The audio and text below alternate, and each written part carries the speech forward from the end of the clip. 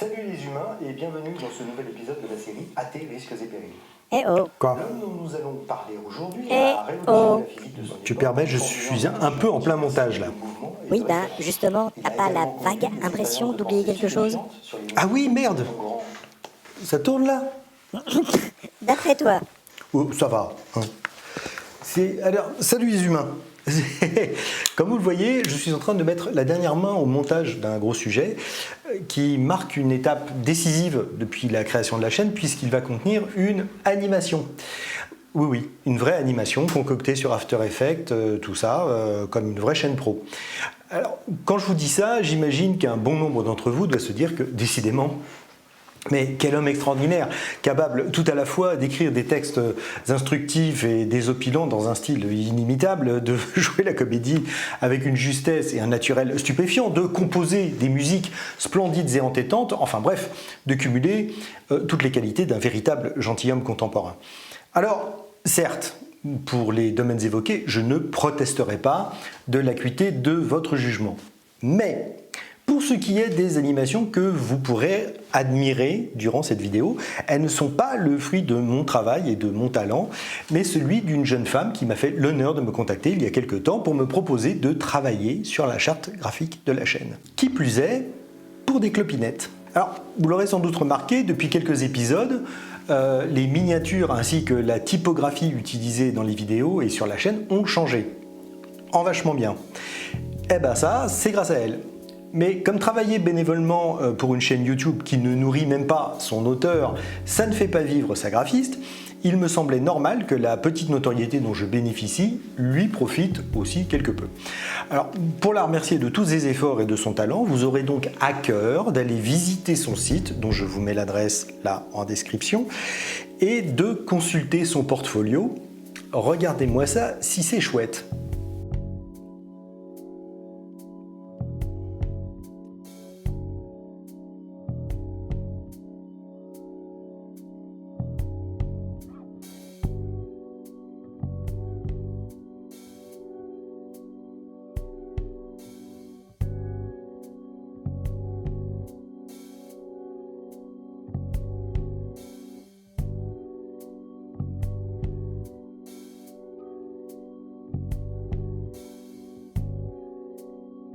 Alors vous irez voir le site et puis vous en garderez l'adresse dans vos favoris afin de la communiquer quand vous apprendrez qu'une entreprise a besoin d'une graphiste ou directrice artistique.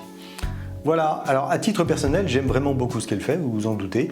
Donc allez voir le site de Céleste Larapidi. Si, c'est son vrai nom. Et si vous pensez comme moi qu'elle a du talent, parlez-en autour de vous et sachez qu'en faisant cela, vous m'aidez aussi parce que en fait, c'est pas demain que je pourrai la payer décemment et je vais encore avoir besoin d'elle pendant un petit moment. Ah, une dernière chose. Comme je voulais quand même trouver un moyen qu'elle ne bosse pas seulement pour ma gloire sans contrepartie, je me suis engagé à lui renverser 50% des bénéfices qui sera tiré des produits dérivés. Quels produits dérivés, me direz-vous? Eh bien ceux sur lesquels nous allons bosser ensemble. Alors je ne sais pas encore si ce sera via Spreadshirt ou un autre site, mais bon, quand vous achèterez un mug ou un t-shirt, vous l'aiderez elle aussi, ce qui sera un bon moyen de lui montrer notre reconnaissance pour tout le boulot accompli. Voilà, sur ce, je vous laisse, j'ai un montage à finir. Ciao. Alors, c'est pas le tout. Petit, de temps et de limite. Rien que ça. Salut les humains et bienvenue dans ce nouvel épisode de la série AT, risques et périls. L'homme dont nous allons parler aujourd'hui a révolutionné la physique de son époque en formulant les notions d'inertie, de mouvement et de référent. Il a également conduit des expériences de pensée stupéfiantes sur les notions d'infiniment grand et petit, de temps et de limite, lesquelles paveront la route à Galilée, Newton ou encore Einstein. Rien que ça. S'il est méconnu du grand public, mais aussi un peu du monde scientifique, que sa contribution à notre représentation moderne de l'univers et de la place que nous avons humains y occupons est largement sous-estimée, ce n'est, vous le verrez, pas dû au hasard. Ce génie ignoré qui fut le premier il y a presque 500 ans à émettre l'idée que beaucoup d'entre nous partagent désormais qu'il est fort probable que la Terre ne soit pas le seul endroit dans l'univers à abriter de la vie intelligente. Cet homme, c'est Giordano Bruno.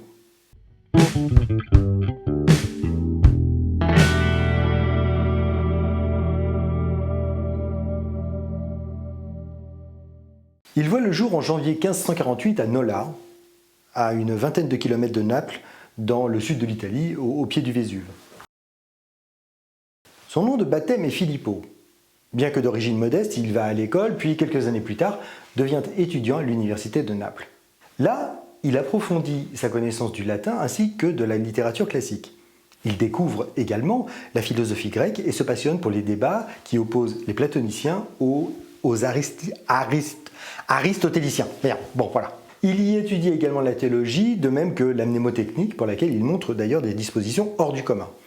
D'ailleurs, son extraordinaire capacité de mémorisation lui ouvrira, nous le verrons, de nombreuses portes. Le 15 juin 1565, il a donc 17 ans, il entre chez les frères prêcheurs de San Domenico Maggiore. D'abord parce que les titres attribués par ce couvent dominicain, réputé pour la qualité de son enseignement, sont reconnus dans toute l'Italie, et même au-delà. Ensuite, parce qu'en ces temps de disette et d'épidémie, il fait bon avoir le gîte et le couvert assurés. C'est là qu'il rencontre Giordano Crispo, un maître en métaphysique qui lui fait si forte impression qu'en guise d'hommage, il adopte son prénom. C'est ainsi que Filippo devient Giordano Bruno. En 1573, il est ordonné prêtre, puis en juillet 1575, il soutient une thèse sur la pensée de Thomas d'Aquin et de Pierre Lombard, grâce à laquelle il devient, à 27 ans, docteur en théologie. Pendant quelques années, vivant selon la devise verbo et exemplo, par le verbe et par l'exemple, il devient un dominicain modèle.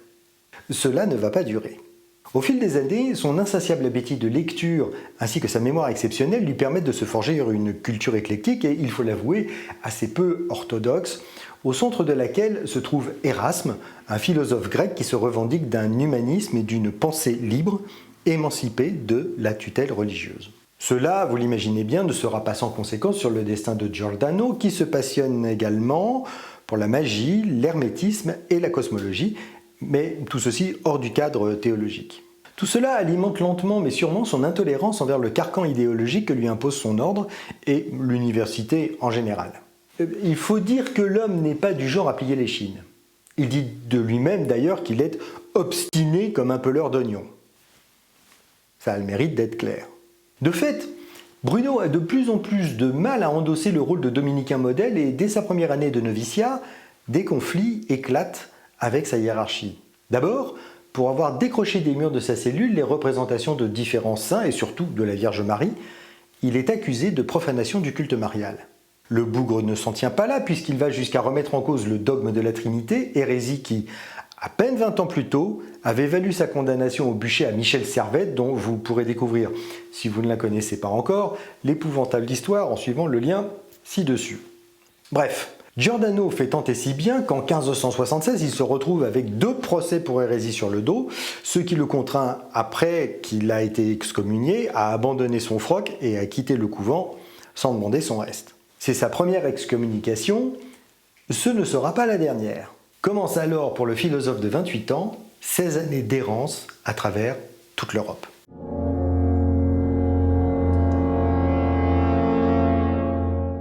Il caresse un temps l'espoir de rester en Italie, mais où qu'il s'établisse, sa réputation d'apostat le poursuit et le rattrape, le contraignant à changer fréquemment de ville ou de région. C'est ainsi qu'il passera successivement par Gênes, Noli, Savone, Turin, Venise, Padoue, Brescia et Naples. Durant cette période, il ne publiera qu'un seul ouvrage, dont on ne connaît d'ailleurs que le titre, De Signe di Tempi, des signes du temps. Pendant ces 2 ans de vagabondage italien, il survit en donnant des cours de grammaire ou d'astronomie. Mais courant 1578, épuisé, il se résout à l'exil et trouve refuge d'abord à Chambéry, puis à Genève, où en 1579, il se convertit au calvinisme. Mais assez rapidement, son caractère de cochon l'amène à entrer en conflit avec l'une des grandes figures calvinistes, Antoine de la Faye, dont il conteste la compétence, alors que celui-ci occupe, depuis l'année précédente, pas moins que la chaire de professeur de philosophie à l'Académie de Genève. De l'art de bien choisir ses ennemis. Il se trouve que dans la Genève calviniste de l'époque, de la Faye est un type influent qui, notamment après la mort de Théodore de Bèze, dirigera un temps le mouvement. Toute cette affaire vaut à Giordano d'être, le 6 août 1578, arrêté et excommunié. Pour la deuxième fois. Le voilà donc contraint de repartir sur les routes. Il se rend tout d'abord à Lyon, puis à Toulouse, qui n'est peut-être pas forcément la destination la plus judicieuse quand on sait qu'à l'époque, la ville est une des places fortes de l'intégrisme catholique le plus dogmatique. De l'art de chercher des emmerdes. Il se débrouille tout de même pour y obtenir par concours une chaire d'enseignant de philosophie, le titre de Magister Artium, maître S.Art, ainsi qu'un poste de professeur ordinaire, une sorte de contractuel, en mathématiques et en physique, fonction qu'il exerce de 1579 à 1581. Pas de bol, la menace d'une reprise des hostilités entre catholiques et protestants se fait de plus en plus forte, ce qui le motive pour monter à Paris. Une fois arrivé, il y publie alors un ouvrage sur la mnémotechnique, Clavis Magna, un livre assez remarquable pour attirer l'attention d'Henri III, qui l'invite donc à venir lui rendre visite. Très vite, Bruno stupéfie la cour par son art du débat philosophique, mais surtout par sa capacité de mémorisation. En effet, on raconte qu'il était capable de réciter par cœur 7000 passages de la Bible ou encore 1000 poèmes d'Ovide.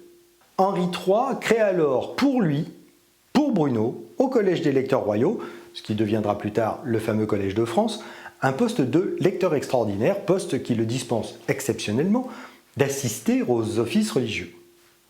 Alors si Henri III agit ainsi, ce n'est pas uniquement parce qu'il est amateur de culture italienne, mais plus probablement parce qu'il voit aussi un avantage politique à laisser s'exprimer librement un philosophe rejeté à la fois par les catholiques et les calvinistes. C'est durant cette période de résurgence des tensions religieuses, plus précisément en 1582, que Bruno écrit Candelaio, le chandelier, une comédie satirique dans laquelle son talent d'écrivain, au style ironique, lyrique, vivant et imagé, éclate aux yeux de ses contemporains. En mars 1583, pour une raison que l'on ignore, Giordano accompagne l'ambassadeur du roi de France quand celui-ci se rend en Angleterre. Giordano y rencontre d'abord à Londres la reine Elisabeth, puis se rend à Oxford pour tenter d'y enseigner. Le hic, c'est que la prestigieuse université est tout acquise à la vision aristotélicienne du monde. En conséquence de quoi, les docteurs anglais accueillent assez froidement, voire avec hostilité, la défense du système copernicien à laquelle se risque Bruno. Sûr de lui et de ses idées, et plein de mépris pour les critiques que lui adressent ses contradicteurs, Bruno consacre 2 années à leur répliquer. Il apparaît alors comme un philosophe, théologien et scientifique novateur, mais impertinent. Pour rappel, si le mot impertinent peut nous paraître à nous assez inoffensif, voire bénin, à l'époque, il est la dernière limite avant de se faire traiter de rebelle. En 1584 paraissent ses premières œuvres majeures. Elles sont écrites en latin et en italien, ce qui, en soi, est déjà provocateur. La première est La Cena delle Ceneri, le banquet des cendres, Della causa principio e uno, la cause, le principe est l'un. Mais surtout de l'infinito universo e mondi, de l'infini, de l'univers et des mondes. Arrivé là, pour bien saisir l'importance de ce que Bruno expose dans ses livres, il devient nécessaire de faire un petit rappel de l'état des connaissances en physique et quelles sont les conceptions cosmologiques dans la très chrétienne Europe médiévale.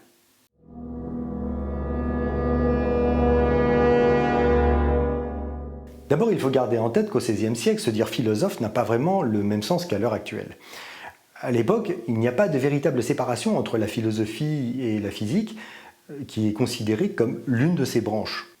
C'est d'ailleurs de là que vient son appellation de philosophie naturelle.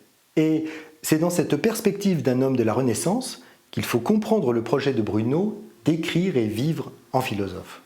Quand Giordano commence à écrire, cela fait 1500 ans que la conception prédominante à propos de l'univers est celle de Ptolémée, elle-même presque totalement inspirée de celle d'Aristote. Il est important de garder en tête qu'à ce moment-là de l'histoire, la pensée d'Aristote a un poids considérable dans la chrétienté.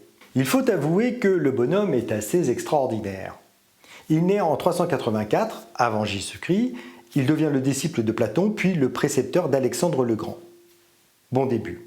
Quand il meurt, à 62 ans, il laisse une œuvre absolument colossale, si impressionnante qu'il est encore souvent considéré comme le plus grand savant de l'Antiquité.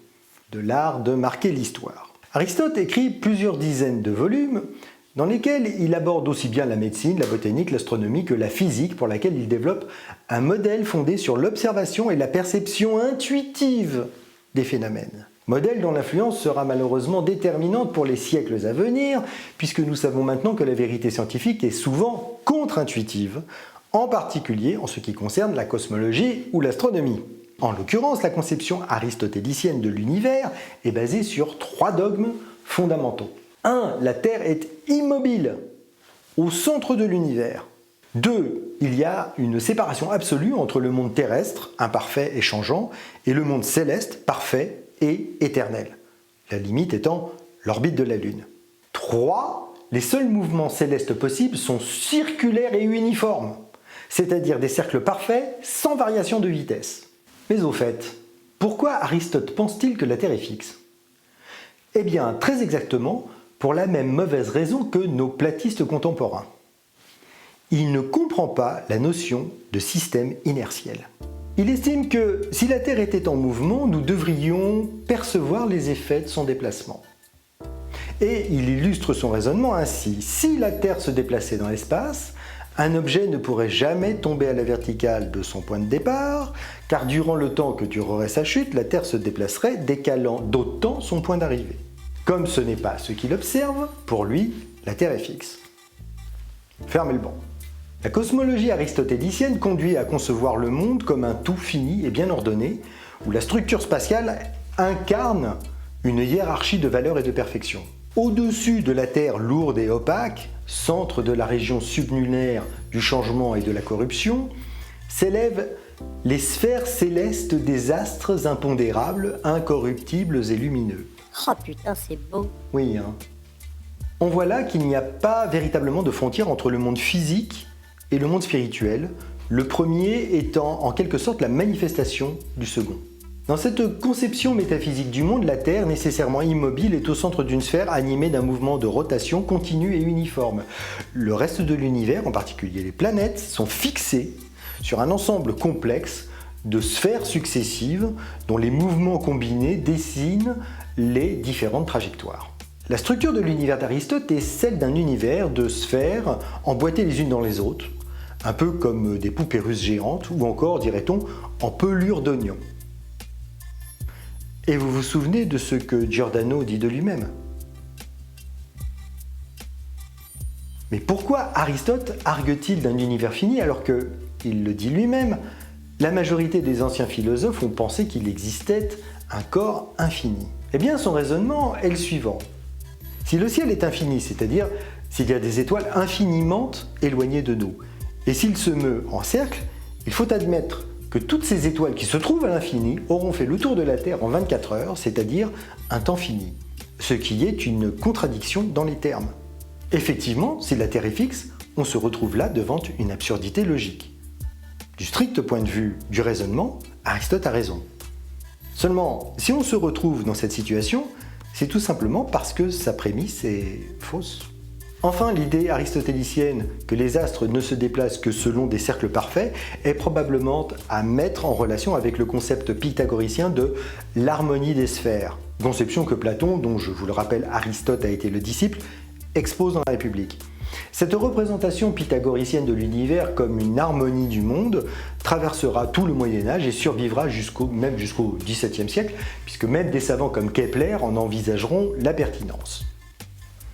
La conception aristotélicienne d'un univers géocentré va également ouvrir la voie à Ptolémée, lequel va parachever les travaux de ses prédécesseurs, puis en faire la synthèse dans un ouvrage unique, la grande syntaxe mathématique, plus connue sous son nom arabe, l'Almageste.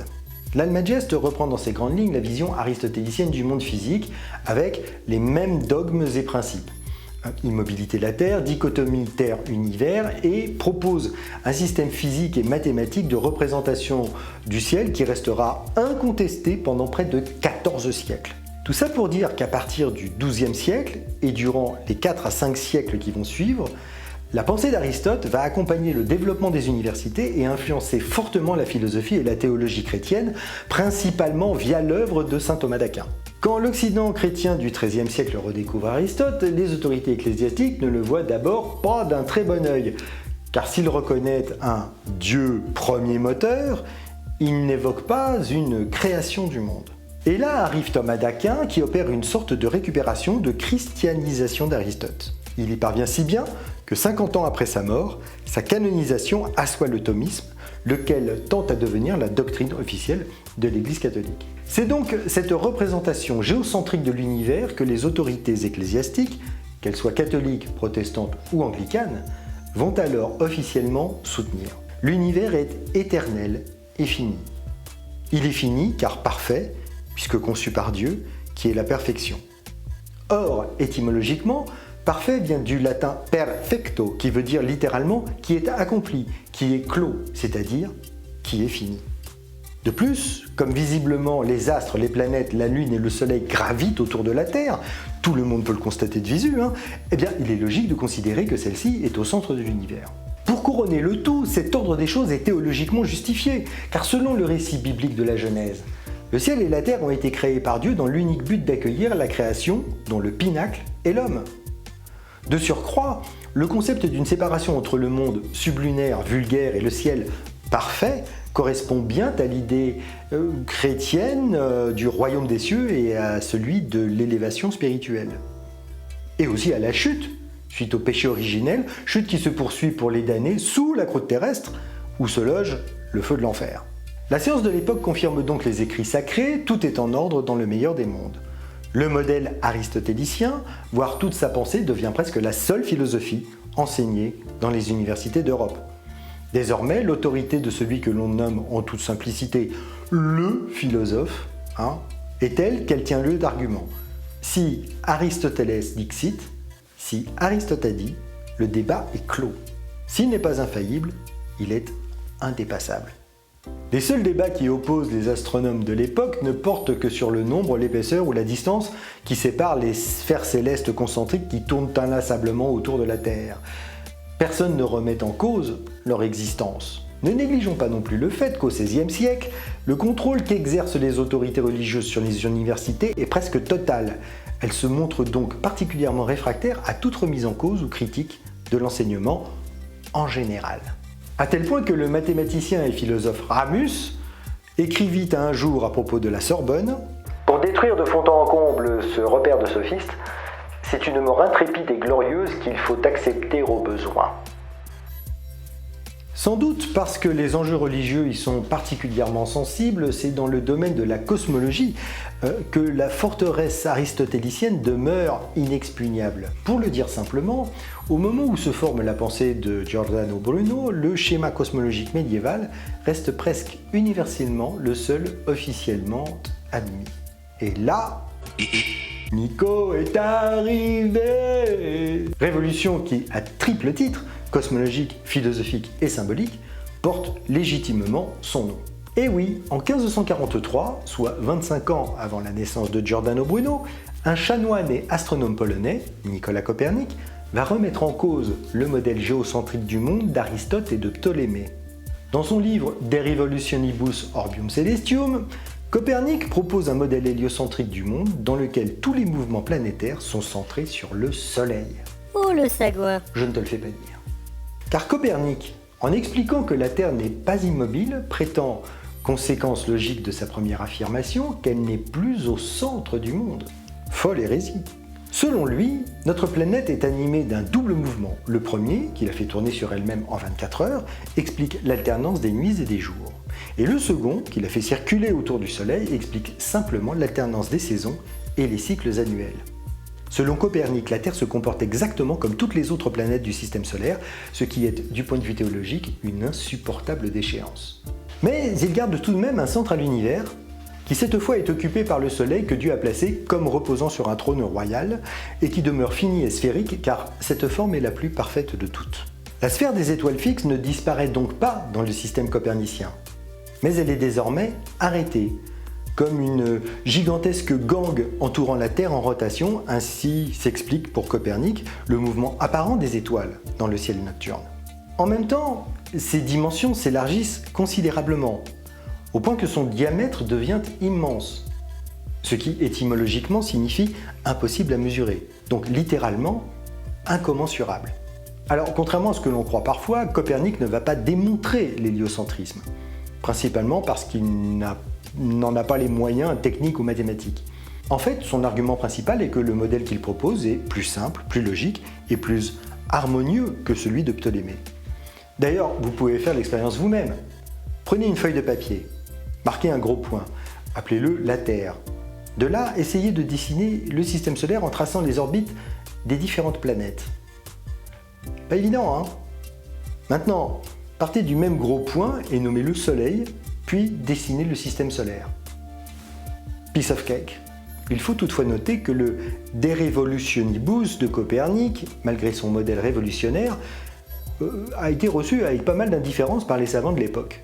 D'ailleurs, sa première réédition n'a eu lieu que 23 ans plus tard. Mais finalement, ce n'est pas si étonnant que cela. Il faut bien réaliser que cette théorie était si étrangère aux conceptions unanimement tenues pour vraies depuis presque 20 siècles, qu'elle fut purement et simplement ravalée au rang d'hypothèse mathématique. Certes, elle s'avérait assez pratique pour effectuer des calculs, assez complexes d'ailleurs, mais pour beaucoup d'astronomes, elle ne décrivait pas la structure réelle du monde. Il est à noter que, bien qu'il eût été chanoine, c'est-à-dire membre de l'Église catholique, Copernic ne fut jamais, de son vivant, inquiété pour ces théories par les autorités ecclésiastiques. Mais c'est surtout dû au fait que Copernic, après l'avoir dédié au pape Paul III, a prudemment attendu d'être à l'article de la mort, en 1543, pour publier son livre, alors même que le manuscrit en était achevé dès 1530. De fait, dès 1533, l'hypothèse héliocentrique s'est suffisamment répandue dans les milieux intellectuels pour parvenir jusqu'aux oreilles du pape Clément VII, ce qui pousse d'ailleurs plusieurs hauts dignitaires catholiques à suggérer à Copernic de publier rapidement ses résultats. Il semblerait d'ailleurs que, vers 1540, des copies du manuscrit circulent déjà.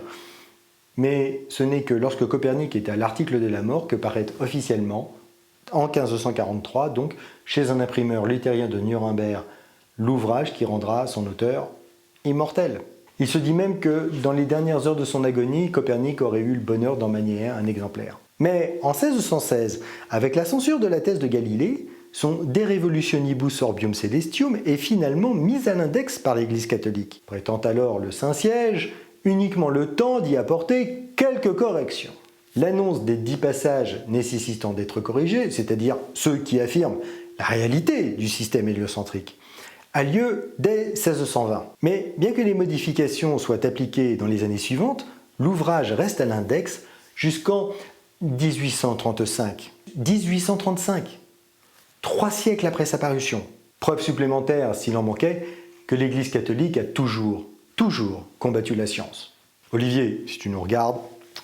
Alors, détail amusant, il revenait à chaque propriétaire de l'ouvrage l'obligation et le soin de procéder lui-même aux corrections, en effaçant les passages interdits ou en les réécrivant suivant des instructions précises. Il est à noter cependant que seuls les manuscrits italiens, qui représentent à peu près les 2/3 de tous les exemplaires qui nous sont parvenus, ont été corrigés. Pratiquement tous ceux qui proviennent d'autres pays européens furent retrouvés dans leur état d'origine. Bref, maintenant que nous avons rappelé quelles étaient les conceptions de l'époque en matière de physique et de cosmologie et la position officielle de l'Église catholique sur le sujet, revenons à Giordano.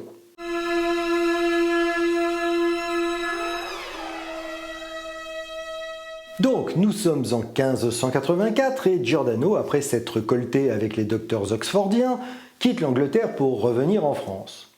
En 2 ans, il pond coup sur coup 3 livres, la Cena delle Ceneri, le banquet de Centre, de la Causa Principio e Uno, la cause, le principe et l'un, mais surtout dell'Infinito, Universo e Mondi, de l'infini, de l'univers et des mondes. Dans ces ouvrages, il expose sa vision cosmographique qui est à proprement parler révolutionnaire et franchement scandaleuse pour l'époque. Pour commencer, dans Le banquet des cendres, il déboulonne le premier dogme du modèle géocentrique, à savoir la fixité de la Terre, lequel est basé sur une démonstration d'Aristote. Je vous le rappelle, selon Aristote, si l'on fait tomber une pierre, elle chute verticalement. Si la Terre tournait, prétend-il, elle se déplacerait pendant le temps de la chute, ce qui aurait pour conséquence que l'endroit où la pierre tombe serait décalé dans le sens inverse du mouvement de la Terre. Logique. Bruno démonte cette fausse preuve en expliquant que si on lâche une pierre du haut d'un mât d'un bateau en mouvement, elle tombera toujours au pied du mât, quel que soit le mouvement du bateau par rapport à la rive. Dans son banquet des cendres, Giordano écrit « Toutes choses qui se trouvent sur la terre se meuvent avec la terre. La pierre jetée du haut du mât reviendra en bas de quelque façon que le navire se meuve. Bateau, mât et pierre forment un ensemble, un tout que l'on appellera plus tard un système mécanique. À vitesse constante, il est impossible de déceler un mouvement en ligne droite par des expériences réalisées à bord de ce système lui-même. En bon français, ça veut dire que quand tu es dans un train en mouvement, tu ne perçois que les mouvements à l'intérieur du wagon. Et non, quand il roule, tu ne cours pas plus vite vers l'arrière que vers l'avant. Je prends un autre exemple, toujours en TGV. Au wagon-restaurant, tu n'es pas obligé, pour compenser la vitesse de déplacement du train, de décaler la canette par rapport au gobelet dans lequel tu verses ta boisson. En montrant qu'on ne peut envisager le mouvement d'un corps dans l'absolu, mais seulement en relation avec un système de référence, c'est-à-dire de manière relative, Bruno ouvre la voie aux travaux de Galilée. Mais pas seulement, car ce principe, qui est le fondement de la notion de référentiel inertiel, est également à la base de la théorie de la relativité restreinte d'Einstein. Pas mal, hein? Cette démonstration, qui mettait fin à l'inquestionnable domination de la physique d'Aristote, aurait dû suffire à le rendre célèbre. Mais le gaillard ne va pas s'en tenir là. Avec cette démonstration, il tient une base solide pour arguer de la justesse du modèle héliocentrique copernicien, dont il adopte l'idée du double mouvement des planètes sur elles-mêmes et autour du Soleil. Il faut rappeler que, pour Copernic, si la Terre tourne autour du Soleil, celui-ci reste immobile au centre de l'univers, et les étoiles sont fixées sur une sorte de sphère qui délimite l'espace, sphère au-delà de laquelle il n'y a rien. À cette idée, Giordano oppose une objection majeure, via une nouvelle expérience de pensée qui est la suivante. Si, dit-il, j'ai un très long bâton, que j'étends jusqu'à cette sphère et que je la traverse, que devient le bout de bâton qui émerge de l'autre côté ? Existe-t-il encore ou disparaît-il dans le néant? Où se trouve-t-il s'il n'y a rien? Et s'il se trouve quelque part, dans un au-delà, c'est qu'il y a bien au-delà de la sphère encore quelque chose, non? Et quand je ramène mon bâton, le bout qui a franchi la limite est-il encore là ou est-il purement et simplement absent, éliminé, pulvérisé? Effacé, certes, mais alors, par quoi? Puisqu'en principe, il n'y a rien qui puisse avoir une quelconque action dessus.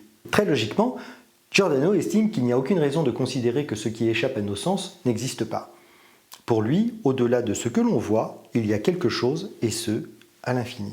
Et puis il tourne en ridicule la conception selon laquelle les étoiles seraient en quelque sorte encastrées dans une seule coupole, comme attachées à cette tribune et surface céleste par quelques bonnes colles ou clouées par quelques clous solides. Une chose fondamentale à garder en tête, l'infini auquel fait référence Bruno est bien physique. Paradoxalement, sa conception de l'infini, telle qu'elle émerge dans ses expériences de pensée, n'est pas seulement une vue de l'esprit. Il l'ancre dans le réel.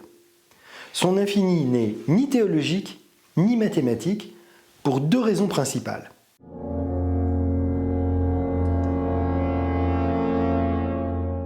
La première, c'est que l'univers des théologiens est parfait. Vous vous souvenez, perfecto, c'est-à-dire clos, donc fini. Conception que Giordano récuse par un argument théologico-philosophique assez simple. Dieu est infini. Or, Dieu est la cause de l'univers. Donc l'effet de cette cause ne peut être qu'infini. Par conséquent, l'univers ne peut qu'être infini.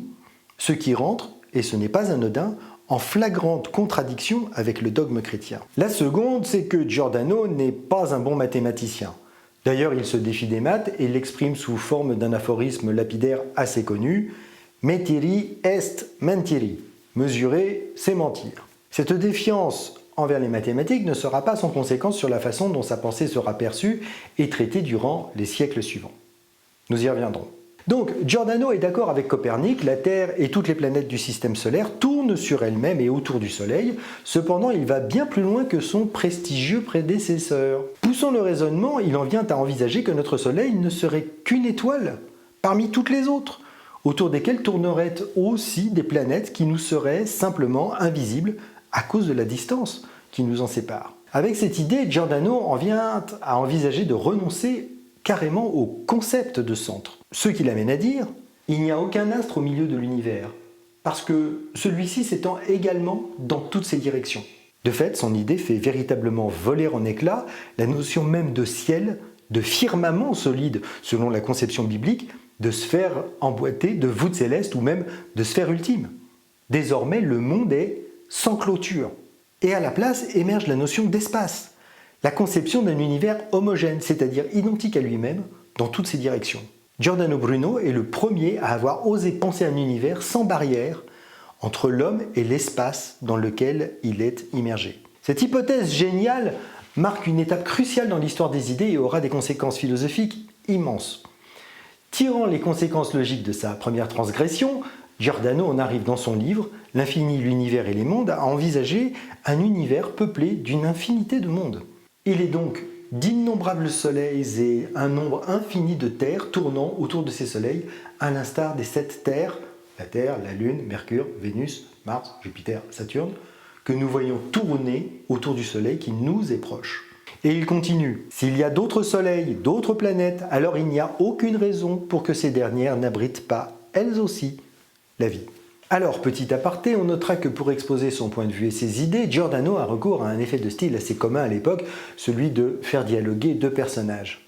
C'est un procédé qui permet de prétendre, quand l'Église fronce des sourcils, que ce n'est que le personnage qui s'exprime, alors qu'en fait, l'un d'eux, Fracastorio en l'occurrence, est bel et bien le porte-parole de Giordano Bruno. Ainsi donc, demande Boccio, les autres mondes sont habités comme l'est le nôtre. À quoi Fracastorio répond, sinon comme l'est le nôtre et sinon plus noblement. Du moins ces mondes n'en sont-ils pas moins habités ni moins nobles. Car il est impossible qu'un être rationnel, suffisamment vigilant pour imaginer que ces mondes innombrables, aussi magnifiques qu'est le nôtre, ou encore plus magnifiques, soient dépourvus d'habitants semblables et même supérieurs.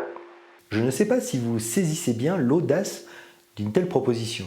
Cela signifie d'abord que la Terre n'est plus exceptionnelle puisqu'elle n'est plus la seule à abriter la vie, mais encore que l'homme, s'il est au sommet de la création sur Terre, ne l'est probablement plus à l'échelle de l'univers.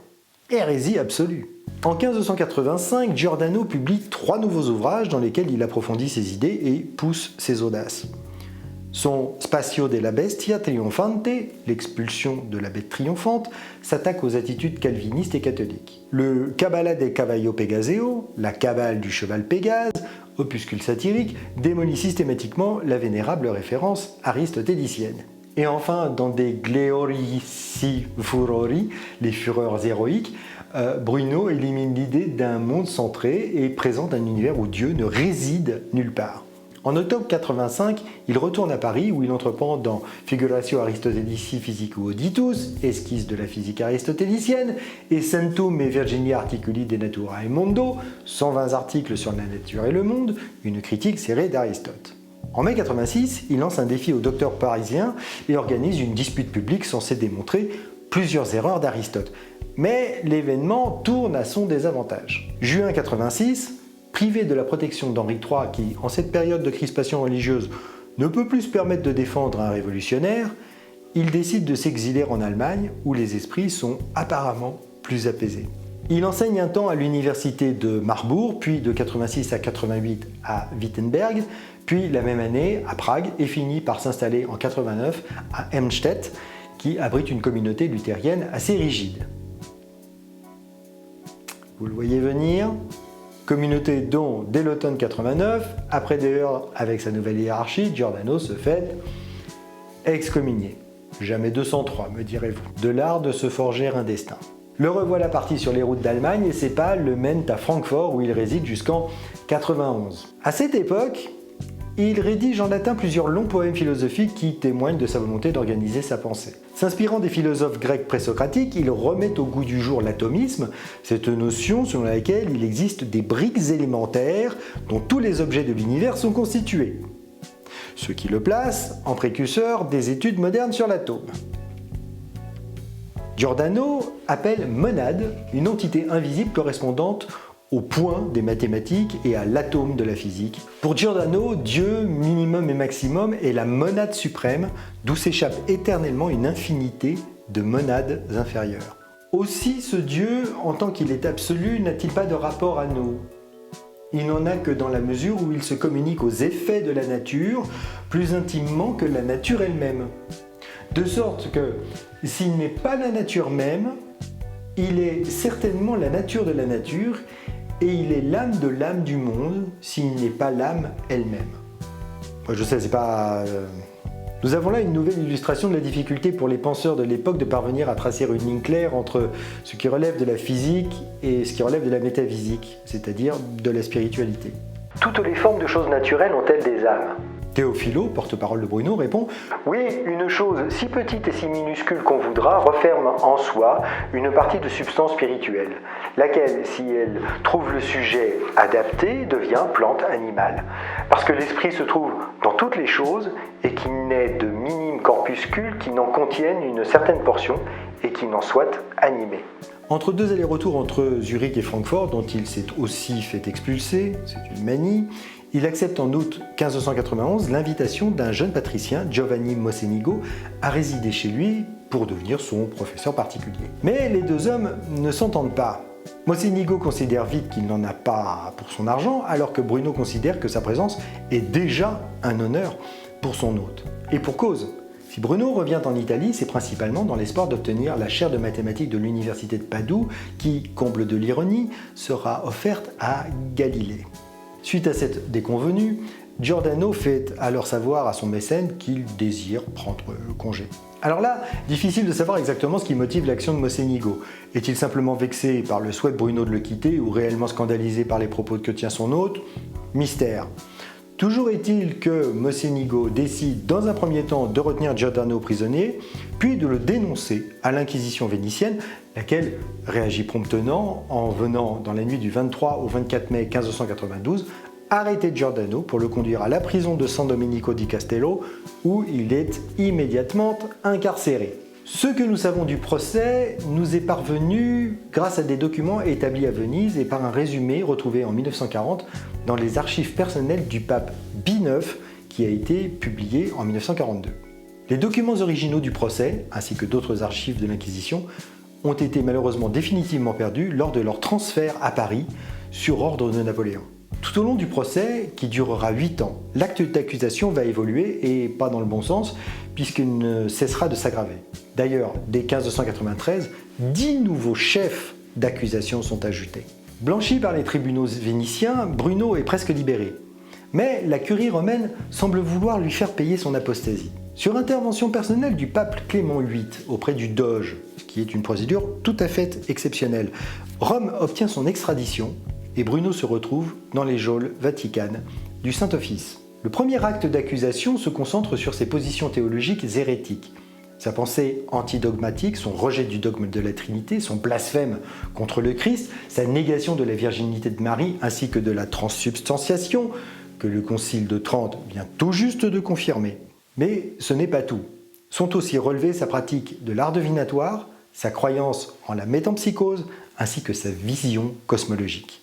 Les 8 années de procès sont ponctuées par une vingtaine d'interrogatoires menés par le cardinal Robert Bellarmine, celui-là même qui fut chargé de l'instruction qui conduisit en 1616 au procès du système de Copernic et à celui de Galilée. Au cours de ces interrogatoires, il arrive à Giordano de concéder un geste de rétractation. Mais il se reprend toujours. « Je ne recule point devant le trépas et mon cœur ne se soumettra à nul mortel. » Une dernière fois, le pape le somme de se soumettre, mais Bruno répond « Je ne crains rien et je ne rétracte rien. Il n'y a rien à rétracter et je ne sais pas ce que j'aurais à rétracter. » Le 20 janvier 1600, Clément VIII ordonne au tribunal de l'Inquisition de prononcer son jugement. Celui-ci déclare Giordano Bruno hérétique et, devant son extrême et résolue défense, le condamne à être remis au bras séculier pour être, selon la formule usuelle, puni avec autant de clémence qu'il se pourrait et sans répandre le sang. On se demande bien ce qu'à l'époque pouvait signifier d'être exécuté sans clémence et en répandant le sang. À la lecture de sa condamnation au bûcher, le 9 février, Bruno commente « Vous éprouvez sans doute plus de crainte à rendre cette sentence que moi à la recevoir. » C'est moi ou c'est assez couillu comme réponse ? Pour être tout à fait précis, ce que nous savons des circonstances de la mort de Giordano Bruno, nous l'avons appris de manière indirecte. En effet, en 1621, est publié à Saragosse un livre intitulé Machiavellisatio, dont l'auteur nous est inconnu. En annexe de l'ouvrage se trouve la copie d'une lettre de Gaspar di Scopius au juriste allemand Rittershausen, laquelle relate l'exécution de Giordano Bruno. Et selon cette source, Bruno est conduit nu au bûcher qui a été dressé sur le Campo dei Fiori et brûlé vif le jeudi 17 février 1600 devant la foule des pèlerins venus en ville pour le jubilé. Et pour être bien sûr qu'il ne puisse dire un dernier mot, on lui a cloué la langue sur un mort de bois.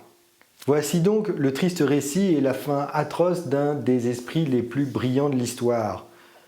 Une fois de plus, sa mort illustre le combat acharné et inlassable des religions, en particulier de l'Église catholique, contre les idées nouvelles quand celles-ci remettent en cause leurs dogmes séculaires. C'est d'autant plus navrant dans le cas de Giordano Bruno que, malgré son opposition à l'Église, il n'est pas opposé aux religions. J'ai découvert l'identité de toutes les religions et donc je n'en remets aucune en doute, car la divinité m'apparaît en toute chose, du grain de sable à l'étoile la plus éloignée, de l'infiniment petit à l'infiniment grand. Et encore. Et ce qu'on peut dire de chaque parcelle du grand tout, atome, monade, peut se dire de l'univers comme totalité. Le monde, en son cœur, loge l'âme du monde. Le monde est infini parce que Dieu est infini. Comment croire que Dieu, être infini, aurait pu se limiter lui-même en créant un monde clos et borné? On voit bien là que Giordano Bruno n'est pas athée au sens moderne du terme, mais que sa conception du monde est plutôt déiste, qu'il est en quelque sorte un précurseur du spinozisme. Mais sa réflexion ne se limite pas à la cosmologie. Dans l'expulsion de la bête triomphante, Giordano Bruno développe ses idées sur les relations entre la vie de la matière et la matière de la vie, la réincarnation et la morale qui en découle. Selon lui, toutes les âmes font partie de l'âme de l'univers et tous les êtres, à la fin, sont un. Chaque acte apporte sa récompense ou sa punition dans une autre vie. Le passage dans un autre corps dépend de la façon dont il s'est conduit dans l'un. Le but de la philosophie est la découverte de cette unité. Pour Giordano, l'âme de chaque créature est Dieu lui-même, qui passe d'une vie à une autre, d'un destin à un autre, ce tout existentiel offrant un sens au salut. De ce point de vue, cette conception d'un acte rétribué tôt ou tard, dans cette vie ou une autre, n'est pas différente de la notion de karma qui est commune à l'hindouisme, au bouddhisme ou au jaïnisme. En élaborant une forme de panthéisme philosophique, Bruno est amené à considérer que les animaux ont une place respectable et à respecter dans l'univers, ce qui le conduit logiquement à la pratique du végétarisme. Être boucher doit être estimé comme un art ou un exercice plus lâche que ne l'est celui de bourreau, parce que ce dernier administre parfois la justice. En ce qui concerne les membres d'une pauvre bête, toujours obtenus en blessant la gorge, pour celui qui ne se suffit pas de la nourriture ordonnée par la nature, c'est-à-dire la nourriture végétale, plus convenable à la complexion et à la vie de l'homme, j'abandonne les autres raisons plus dignes d'un chant. Mais nous n'avons fait ici qu'effleurer toute la richesse et la complexité de sa pensée. D'ailleurs, d'autres esprits brillants ne s'y sont pas trompés. Leibniz admire ses théories sur l'univers et l'infini. Diderot l'inscrit dans l'encyclopédie et lui reconnaît la gloire d'avoir osé, le premier, attaquer l'idole de l'école, s'affranchir du despotisme d'Aristote. Goethe incorpore la pensée de Bruno dans son Faust et Hegel lui consacrera une longue analyse. À partir du XVIIIe siècle, Bruno est considéré comme un panthéiste et un libre penseur. On fait de lui un héritier du matérialisme antique et un précurseur de Spinoza. Mais, ironie de l'histoire, il passe aux yeux de certains théologiens allemands pour un martyr de la réforme luthérienne. Bref, si la vie et la mort de Giordano Bruno n'ont pas été paisibles, sa postérité ne le sera pas non plus. Car il faut bien garder en tête que l'engagement originel de Giordano Bruno est son rejet de l'Église catholique, et que celle-ci, en retour, n'a cessé d'attaquer sa mémoire. En 1889, les laïcs italiens érigèrent sur le Campo dei Fiori, sur le lieu même de son supplice, donc à 2 pas du palais de la Chancellerie qui abrite les services administratifs d'État du Vatican, une statue à son effigie revêtue de l'habit de frère dominicain. Or, au moment de l'inauguration de la fameuse statue, le pape Léon XIII protesta contre un projet injuriant systématiquement la religion de Jésus-Christ en décernant à un apostat du catholicisme les honneurs dus à la vertu, non sans une insolente ostentation. Un mois après, le 30 juin 89, condamnant encore plus durement et plus solennellement le monument, le même Léon XIII adressa à tous les évêques d'Italie l'encyclique Quod Nuper, qualifiant Bruno de doublement apostat et hérétique convaincu, et le monument à cet homme scélérat et perdu étant la principale publique et permanente injure d'une série d'offenses gravissimes. Enfin, l'avis définitif émis par la commission spéciale instituée le 3 juillet 81 par le pape Jean-Paul II pour l'étude de la controverse ptoléméo-copernicienne au XVIe et XVIIe siècle, dans laquelle s'insère le cas de Galilée, entérine la condamnation de Giordano Bruno. Car si la commission pontificale finit par revenir sur celle de Galilée, tout en explicitant ses circonstances conjecturelles, elle a réaffirmé la condamnation formelle de l'Église contre Giordano Bruno. La condamnation pour hérésie de Bruno, indépendamment du jugement qu'on veuille porter sur la peine capitale qui lui fut imposée, se présente comme pleinement motivée, pour des motifs théologiques, car le copernicisme de Bruno ne présente aucun intérêt au plan des raisons scientifiques. Oui, vous avez bien entendu, car le copernicisme de Bruno ne présente aucun intérêt au plan des raisons scientifiques.